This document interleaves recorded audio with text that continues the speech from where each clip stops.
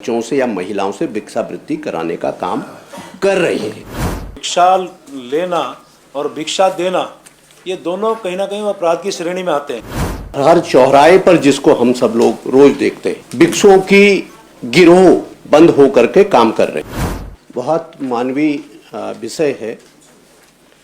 माननीय मंत्री जी ने कहा ये ठीक है कि भिक्षावृत्ति को रोकने के लिए बहुत कोerसिव मेजर्स नहीं लिए जा सकते, लेकिन निरंतर जैसा मान्यवर हम सभी लोग देहरादून के सड़कों पर, यदि देहरादून का ही मैं उदाहरण कोट करूं, देहरादून के सड़कों पर हर चौराहे पर जिसको हम सब लोग रोज देखते हैं, भिक्षुओं की गिरोह बंद होकर के काम कर रहे हैं।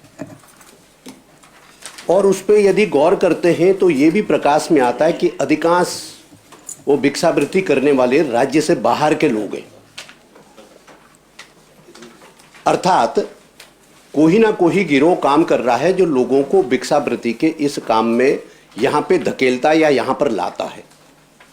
तो लार्जर इशू यह है कि क्या सरकार को इस बात की कोई जानकारी है या हमारे लॉ एनफोर्समेंट एजेंसीज को, पुलिस को इस बात का कोई किसी तरह की कोई लीड है कि बाकायदा गिरोह बंद हो करके गिरोह काम कर रहे हैं जो बच्चों से या महिलाओं से भिक्षावृत्ति कराने का काम कर रहे हैं। माननीय अध्यक्ष जी, वास्तव में जैसा आदरणीय सदस्य मुन्ना सिंह चौहान जी ने कहा, ये वास्तव में बहुत ही एक मानवीय पहलू तो है ही है। साथ में जिस प्रकार से हम लोग देखते हैं, चूँकि हमारे यहाँ एक धार्मिक देवभूमि भी है, हरिद्वार, ऋषिकेश, इन अन्य क्षेत्रों में भी इस प्रकार के जो हमारे भिक्षावृत्ति करने वाले लोग हैं, अधिकांश लोगों को हम लोग देखते हैं।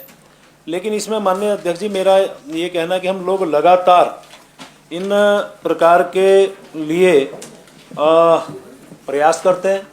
और साथ में माननीय अध्यक्ष जी, विषय ये भी है कि भिक्षा लेना और भिक्षा देना ये दोनों कहीं ना कहीं अपराध की श्रेणी में आते हैं।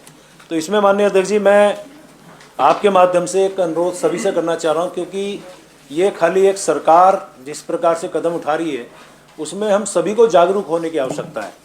और माननीय अध्यक्ष जी, आज मैं जहाँ तक आज हम लोग एक विधेयक भी ला रहे हैं जिसमें इस प्रकार के जो गिरोहबंदी या इस प्रकार के जो कृत्य करने वाले लोग हैं उस पर नियंत्रण करने के लिए भी आज हम एक ऐसा विधेयक ला भी रहे हैं।